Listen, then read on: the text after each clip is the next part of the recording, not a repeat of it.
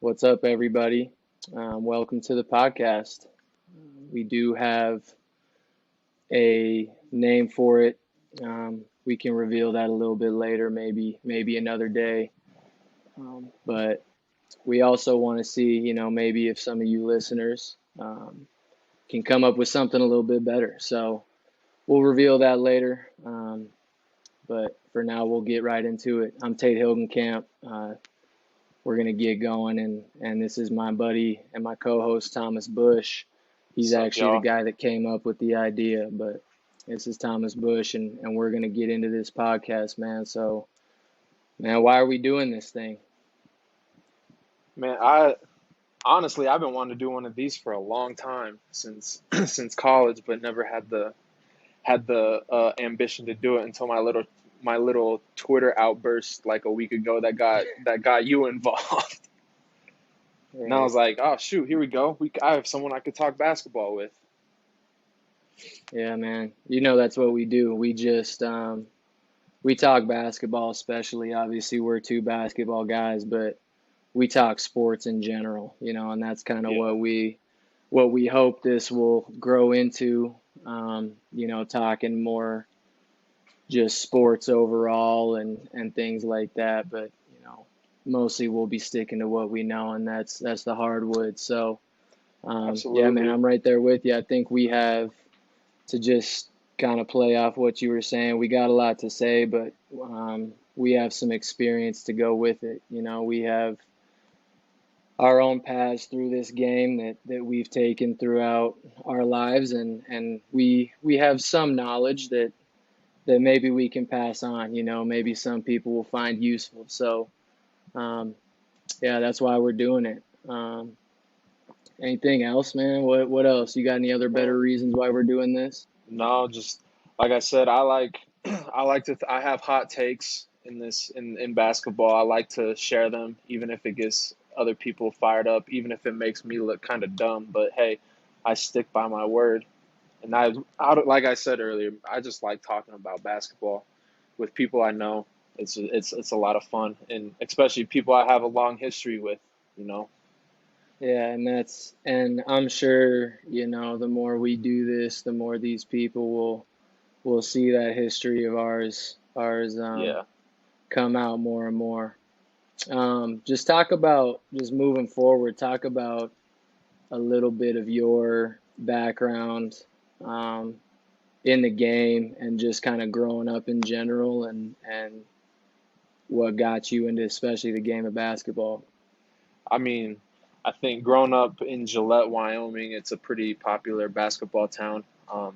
It's you're playing that at a young age with organized groups and stuff. So playing at Campbell County High School, I mean, you know exactly where that's at. Being from Laramie, we it's just like a constant like level of progression up there at Campbell County High School when I was growing up. So it was fun playing basketball there under Coach Curry. A lot of people don't know who that is because he was there. He hasn't been around for like 9 years, but he's the all-time winningest coach in Wyoming basketball history.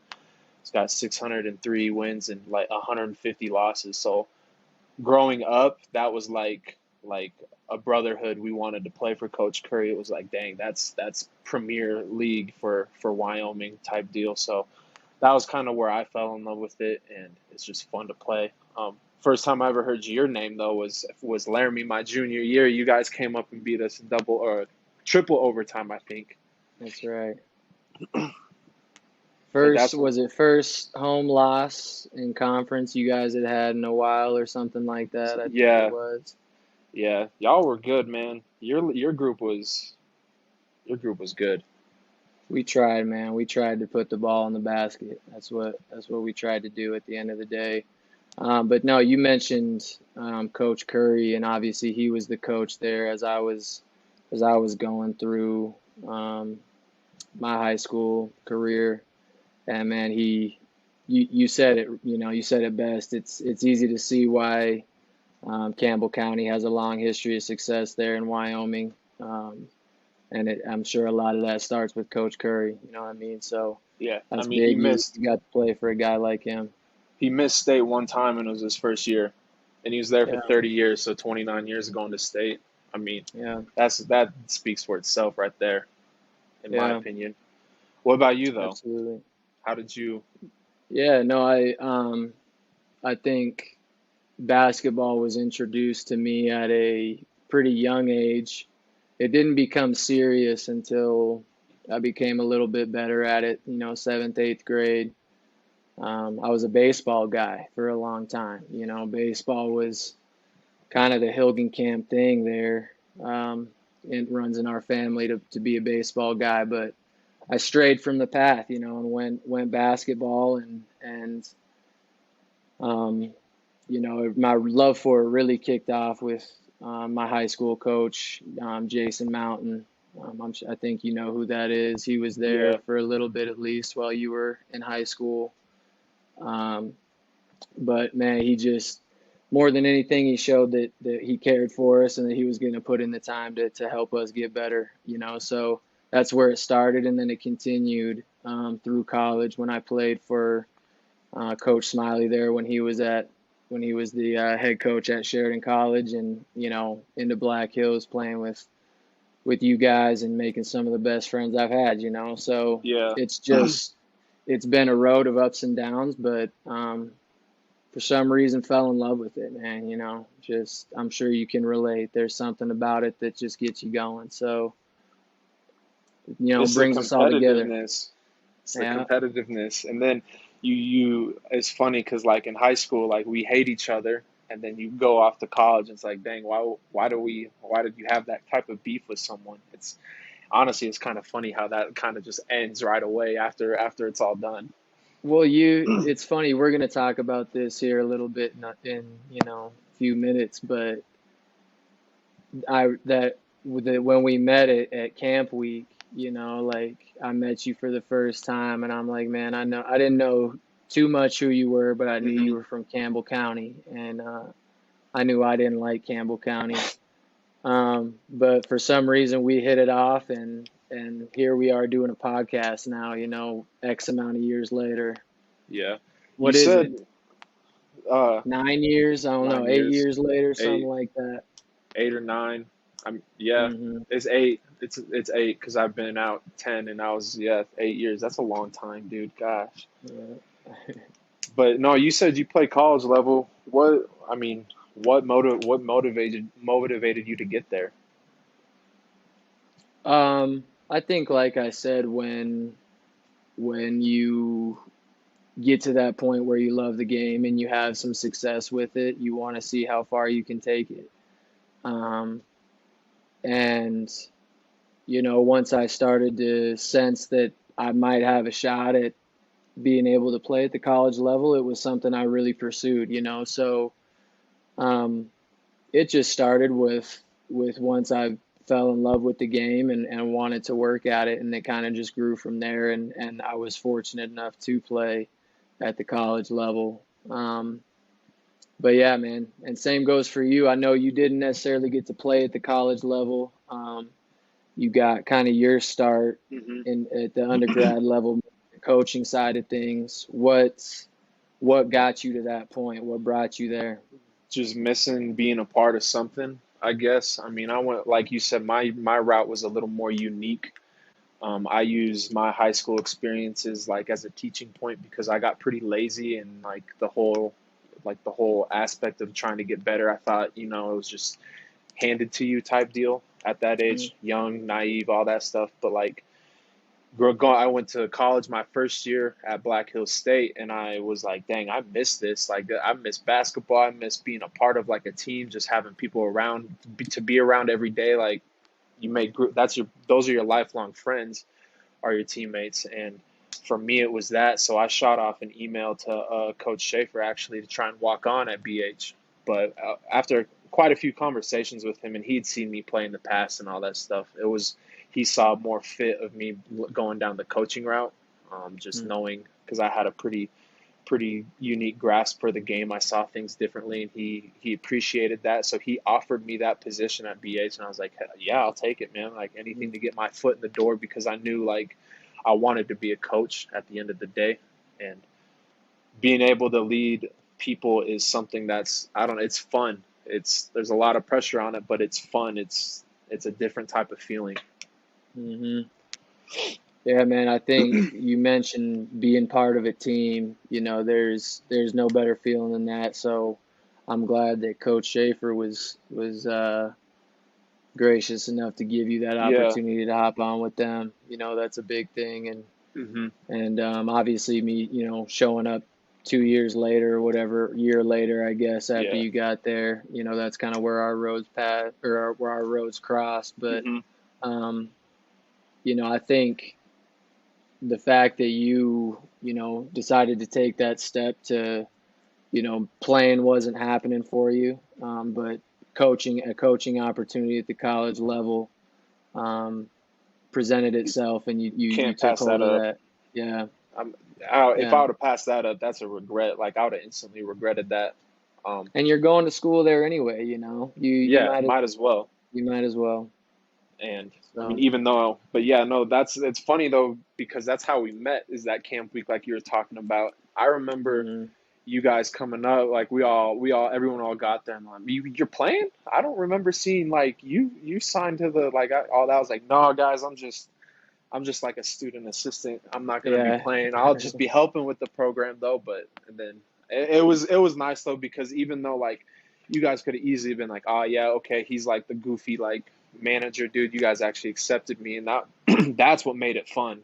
That's what actually turned it around. Like, okay, this Mm. is this is for me. Like, I fit in here. Like, because I mean, I had doubts. I didn't know you guys. I mean, Yeah. y'all had no idea who I was. I was just a complete stranger coming into the program. You know, so the Yeah. fact that I was able to make it work at BH with you guys and all that stuff for 5 years was that's Well, awesome to me.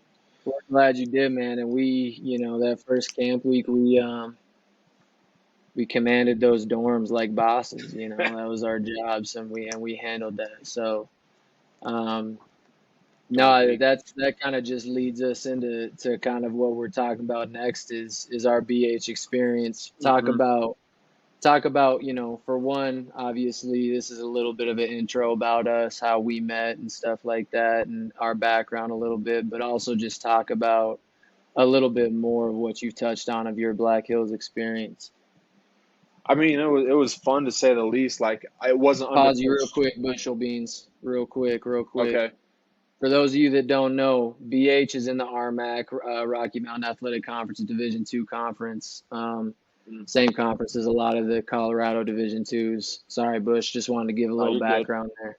But we both ended up going there for school when they went to Division II. Was it 2 years before we got there? Uh, 2012, I think, was like their Yeah, 2011, 2012 was like the transitions yeah. and all I that can't stuff. remember So exactly what year it me was, neither. but It we was we like right before us. yeah, we attended Black Hills when it had gone to the Division II level, but my bad. Go ahead. No, you're good. It's important to know because a lot of people don't know like Division II basketball and all that stuff. It's kind Mm, of a underlying thing, but that's honestly some of the best basketball you'll see at times.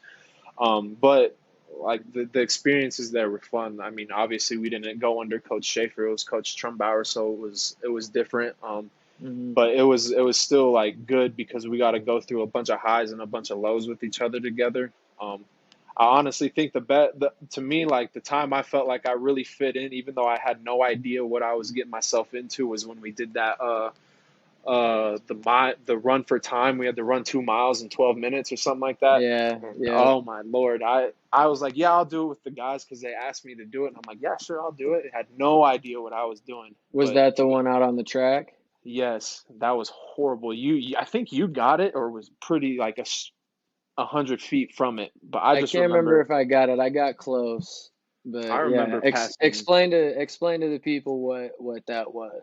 So you had to run 2 miles, which is 8 laps around a football field track or like a regular sized track outside. And in 12 minutes, you were considered what above standard, like elite athlete. And then below that, you're like middle of the pack athlete. And if you're getting anywhere under 15 minutes or below, it's like, oh, you're out of shape. You need to be an Yeah, athlete. And I'm like, yo, that's kind of tough. Like we're not cross country yeah. runners out there. So it was, yeah, basically it was trying to run 2 miles. Was it, what, are you for sure it was 2 miles? Yeah, because we had to run 8 laps. Or you, Okay. it was like, yeah, no, you had to get like, shoot, what was it? It wasn't 2 miles. It was 12 I minutes. think He it put was like a a certain time limit up. number. Yeah, but He I put a think it time was a limit up. certain I think it was a certain number of laps in those in that time limit And I is think it what was eight yeah. laps, so 2 miles. I think that's what it was. Yeah. I don't know. I was so tired at the end of it, dude. I was like, man, these guys go through way too much. Yeah, man, it's not easy. No, it's not. But like, I mean, what about you though? What like experiences at BH that stand out to you the most? And because you were only there for 2 years. 2 years, yeah. I mean, we can go into the basketball stuff all we want, and I'm sure people say this all the time. You hear coaches, but like the best parts were not on the basketball floor, No, like absolutely it not. was hanging out at the apartment at King Uh-huh. Street, it was going in the summers, to the gym after work.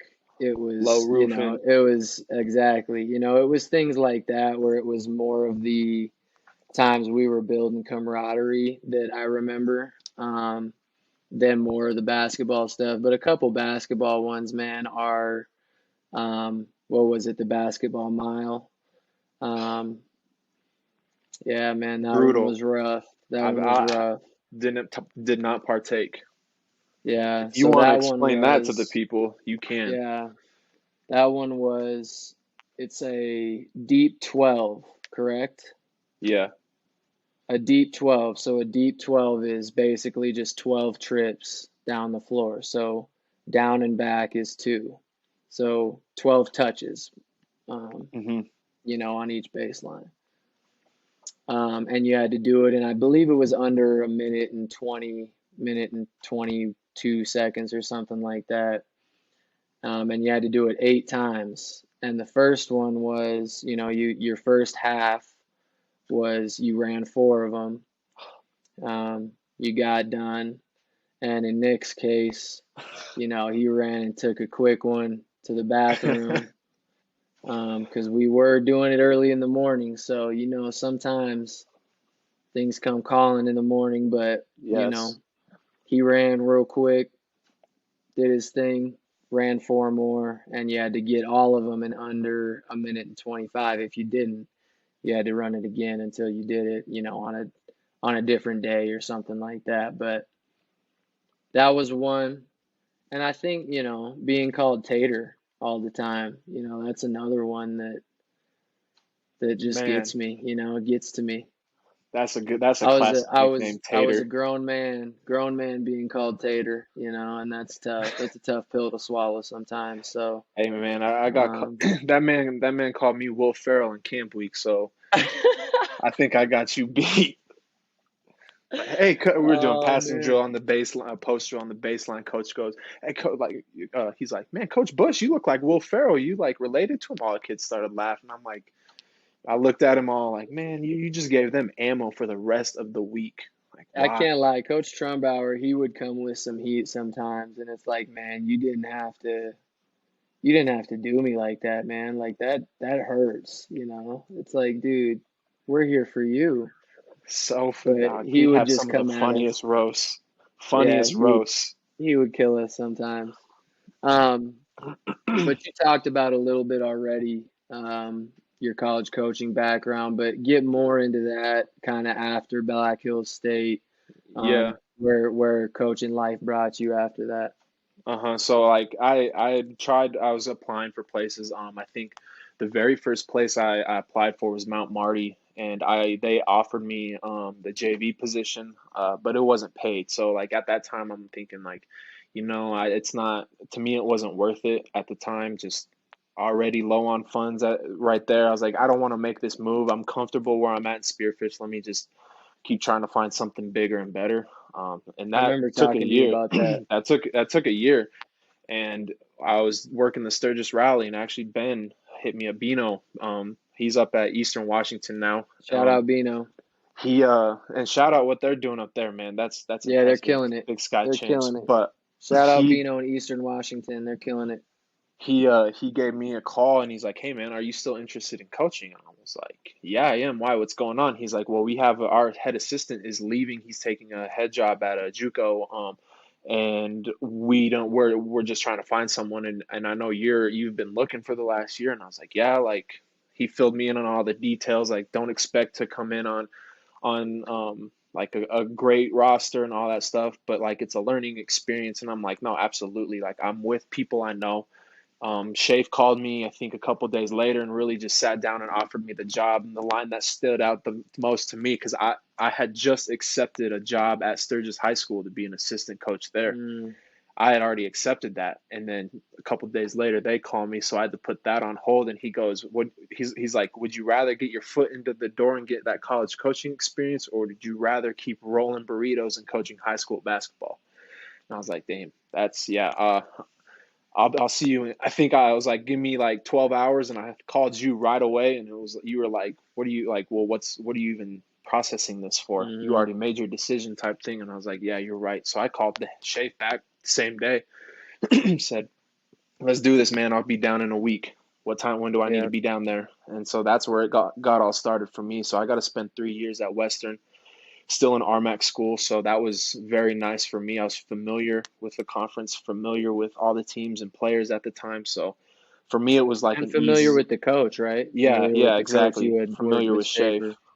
And even with Bino, like Bino being with us that my Right. first year at BH, your first year at BH, knowing him helped out a lot. And like we just kind of did it out together, had a good first year, and then the next 2 years kind of was a struggle. COVID was no fun. Like everyone having different rules. That could be a topic of its own. But I spent 3 years there, and then just this past year, I was just like, man, I kind of want a break. Let me just take the outside look, be on the outside looking in, and see if I really love this. And matter of fact, I do. So one day I'll find my way back Yeah. somehow, some way. No, I think you touched on, you know, taking that chance. I think a lot of times getting into college coaching, it is taking a leap of faith a little bit and, Hmm. maybe taking a position that isn't well paid and you might have to grind it out for a year or two, We both can relate to that, Yeah, we'll absolutely. I'm sure we'll talk about that, both of And our experiences doing stuff like that more, but sometimes and that's what it means to get into this business. one more thing before I let you kind of go on your background, but like I don't think a lot of people understand the third assistant's lifestyle at the D2 level like me and you do. Like that's a grind. You're not only are you full-time basketball committed to basketball and doing all that, but you're also part-time at maybe one or two other jobs, or getting workouts in with youth basketball, finding other ways to make money to get by. And I think that's the hardest part of it, but also what makes it a little fun because it's a challenge. And I mean, I'm not going to Yeah, back down from that, but no doubt. That's like you said, we could probably make another episode on just that alone, so absolutely. we can talk about that more at a later date. Um, but no, I think, just going off of what you were saying, getting into college coaching myself, and I think just real quick, that's probably going to be a topic of a lot of things we talk about because Hmm. we both have experience doing that and have knowledge in a few different areas that, especially younger kids, maybe that are looking to play some college sports, maybe not even basketball, but college sports in general, that they can Yeah, take something from the topics we talk about. So, absolutely. That's the goal too, you know, trying hmm to help out people that don't understand how to get to the next level. Like I didn't yeah. understand that. So, but what about you? Like, I know it came out honestly when you said you were going to go coach at Concordia and you were looking at jobs that summer and all that stuff. That actually surprised me. I figured you would kind of stay in like a skills workout, a skill development type area. What made you want to be a actual like a college coach? Yeah, that's a great point. I think, doing what I'm doing now, which is, I'm sure we'll talk about this later as well, but um, college coaching was kind of the first plan. I wanted to Hmm. try that first, and then kind of the training and maybe head coaching in a different area was maybe a secondary thing. So once I got that call to go to Concordia, and for those of you that don't know, Concordia is an NAI school out in the GPAC, um, a little school out there in eastern Nebraska. But once I got that call, and met the coaches and did my interview process out there, I knew it was something I needed to take the opportunity for. And, kind of contrary to what you were dealing with some of your GA and your early positions, is I was fortunate enough and they were fortunate enough to have a fully funded, GA program. So I was able to get by, on some of the smaller paychecks and stuff like that because school was paid for. So that Hmm. made it a little bit easier on me. So that was huge for that. But after Concordia, just got the opportunity from another connection of Coach Limback out there, to go up to Minot State, be the director of operations up there for men's and women's basketball. That was a beast, boy. I tell you what, doing operations for both. Oh, I think you were doing operations for I both did. men's and women's at No, Western, I weren't just you? did. I was doing the men's basic, not just men's. Oh, Women's had their own, okay. but I feel what you're saying on director of operations. Yeah. That's a beast in its own. Yeah, that was a different beast. And that's a lot of the, stuff that you don't see on the No. floor, on Twitter or anything. It's camps, it's travel, it's, planning hotels, it's all that Food. kind of stuff, the background stuff. So kind of the not fun stuff, but it was also No. good for me to get that experience. Hmm. Um, yeah, went up there for a year, did that, came down here, was kind of just searching for a job, was living back at home with my parents in Lakewood, and kind of searching for coaching jobs from there. And then Coach Hammer reached out to me a little bit later in the summer and asked me to come down here, and was down here for 3 years at CSU Pueblo in the same league, as Western and Black Hills and all those. So, um, yeah, just stepped into college coaching, was in it for 6 years, and just like you, recently stepped out, and I'm trying to keep my foot in the door, in other ways other than college Absolutely. coaching. So, No, everyone has their own different backgrounds of that. That's what makes it all unique yeah, and their own journeys, which is nice. But and that's a like you good was, that's a good thing to touch on, is like no one person's path in the coaching game or in the college basketball world is the same. no, Everybody's got a different path. So, if you absolutely. feel like yours is going off path a little bit, hey, it can get back on track quick. So Got those are things it. we'll talk about as well. Yeah, no, like you were saying, a lot of that stuff, there's so much that we just talked about that could be in its own little episode, which is honestly Hmm. another reason why this is going to be pretty fun to do.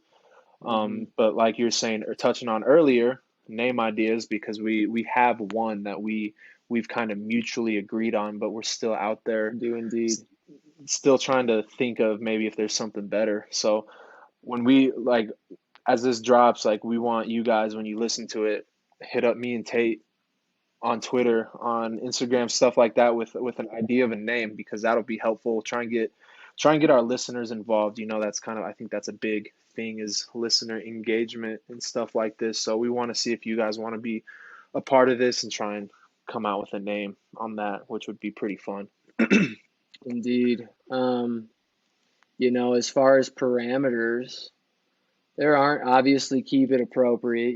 We want to be Yeah, able to promote this type of stuff. But we don't have a lot of parameters, like no, we're both hoops guys. We both love sports. Um, but just be creative, give us something good. And hopefully it's something a little bit better than what we got planned already, but we'll reveal that later. yep, sweet. I mean, that's all I got though. Is you got anything else to add? No, just excited to get this thing rolling, do a few more Absolutely. episodes. We do have um, a few episodes, one or two more planned already. Bush, do we want to tell them about those right now, I or do we think we want to could hold just that? let them. I think we just let them know. I'll just let them know just what that whole idea what we're talking about. Because if you guys are really interested on what we're talking about for the next one, obviously it's going to be centered around just the RMAC, but that's something me and Tate have a very good grasp on right now and in our past. So I think Yep. that'll be a good one that we're going to do, and I think everyone should tune in and really listen to that. Yeah, our MAC men's basketball is wrapping up here. Regular season wraps up the end of this week. Um, and then conference tournament starts. Is it mid next? I think it's mid next week. So, Yeah, conference tournament's wrapping up. There's some tight races in there, especially for those last couple spots. Just like usual, I feel like every year in the RMAC, there's for those seventh and eighth spots, there's about 12 teams that could it's maybe slip in there. yeah, and it's crazy this year, so I can't wait to talk about that. February Yeah. 28th, man, that's a great day, the start of the tournament. Yes, So, sir. but like we just Yes, said, sir. episode 2 is going to be about the RMAC, so tune into that, fellas and ladies. Ladies and gents, please tune in. This is I was about to reveal our name, but I'm not gonna do that. Oh, But please listen in. Please stay tuned for episodes 1 or 2 and 3. yes, Peace. sir. Peace.